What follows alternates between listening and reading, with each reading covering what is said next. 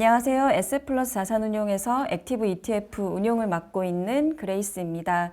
11월 글로벌 플랫폼 액티브 ETF의 운용 성과와 한 달간의 포트폴리오 운영 경과를 리뷰하겠습니다.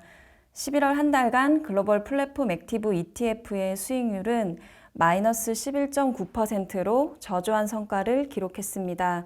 반면 이 기간 동안에 S&P 500은 1.4%의 수익률을 기록하면서 저희 포트폴리오의 성과가 비교지수보다 큰 폭으로 하회했습니다. 이 중 마이너스 6.7%는 달러 원 환율 하락의 영향이 있었고 나머지는 포트폴리오 주가 수익률의 영향이었습니다. 11월 또한 10월에 이어 3분기 기업 실적이 발표되면서 실적에 따라 종목과 섹터의 변동성이 확대되는 모습이 이어졌습니다. 10월 한 달간 주가 상승이 컸던 에너지 섹터는 11월에 상대적으로 저조한 성과를 기록했고 글로벌 경기 침체 우려가 커지면서 경기 방어적인 성격을 가진 종목 중심으로 긍정적인 성과를 기록했습니다. 저희 포트폴리오 투자 종목 정보는 S플러스 홈페이지와 HTS를 통해서 확인하실 수 있으니 종목 구성과 비중은 홈페이지와 HTS에서 확인해 주세요. 그럼 성과 요인 리뷰를 드리겠습니다. 이번 달 성과 기여가 가장 높았던 종목은 지난달에 이어 모더나였습니다.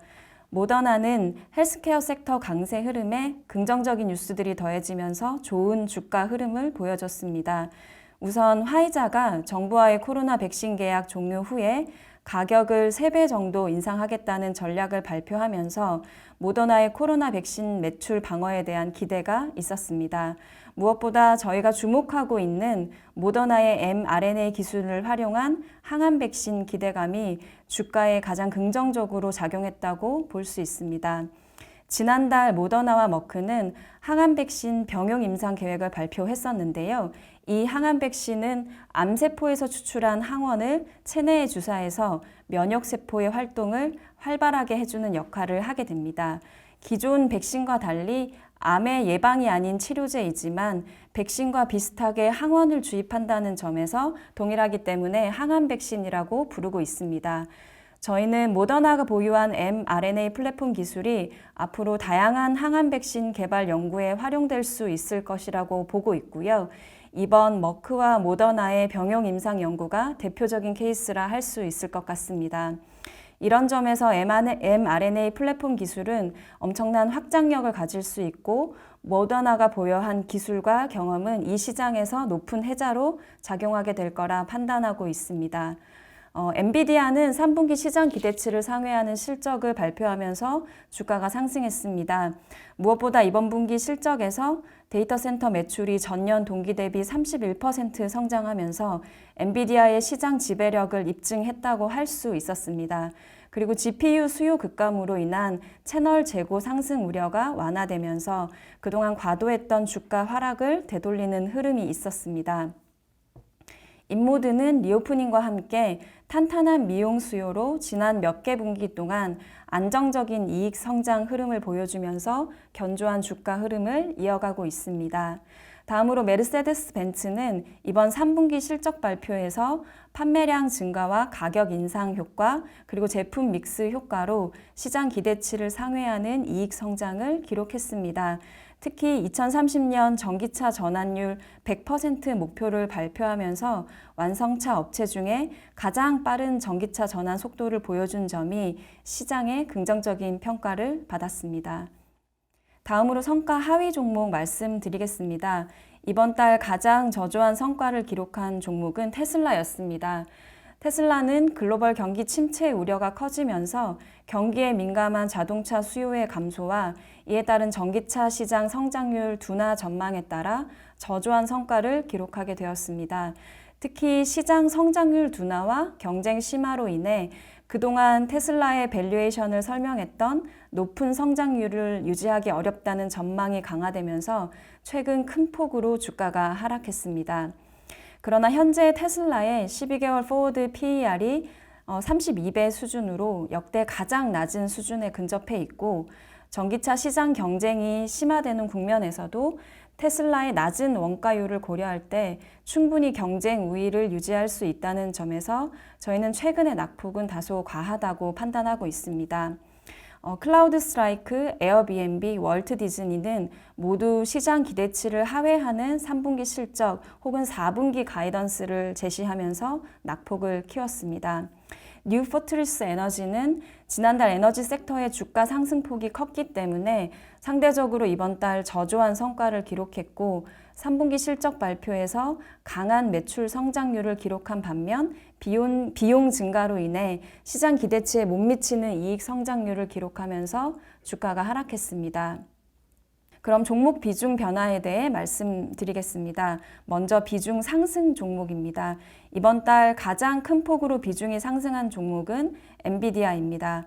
앞서 말씀드린 것처럼 이번 분기 실적에서 엔비디아의 강한 시장 지배력을 확인할 수 있었고 인공지능, 자율주행 컴퓨팅 시장에서 역시나 이 기업이 보유한 높은 기술력과 비즈니스 모델을 통한 확장력은 지속할 수 있을 것이라는 판단이 있었습니다.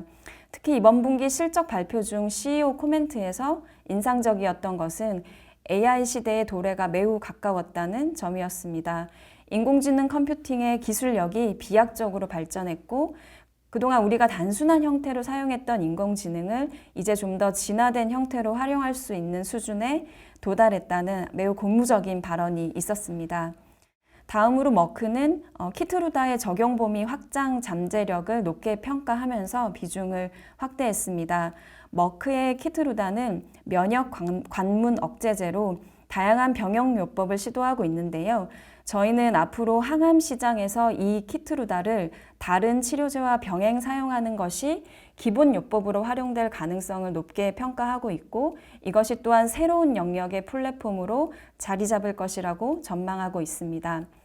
메르세데스 벤츠는 럭셔리 자동차의 브랜드력을 유지하면서도 완성차 업체 중 가장 빠르게 전기차 전환 속도를 보여주고 있어 전동화 시대의 완성차 플랫폼으로의 가치를 높게 평가하면서 비중을 확대했습니다.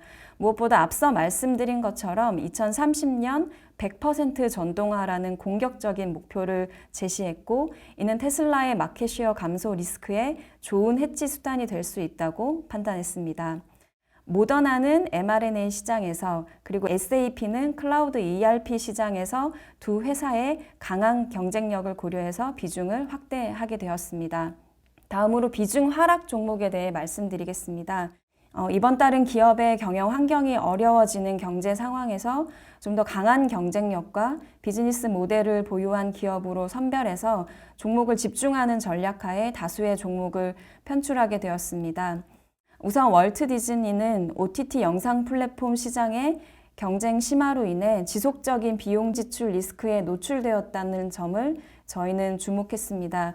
역시나 이번 분기 실적에서 디즈니 플러스의 프로덕션 그리고 마케팅 비용 증가로 인해 큰 폭의 적자를 기록했다는 점에서 당분간 이런 리스크를 해소하기 어렵다고 판단하게 되면서 편출하게 되었습니다. 아마존, 유나이티드 헬스, 시놉시스, 도이치베르제 모두 비교 우위에 있는 기업으로의 종목을 집중하게 되면서 편출하게 되었습니다.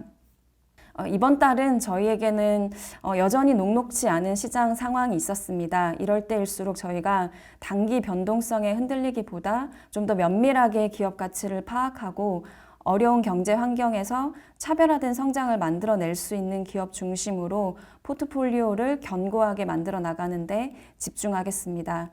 그럼 11월 글로벌 플랫폼 액티브 ETF의 운용 보고를 마치겠습니다. 감사합니다.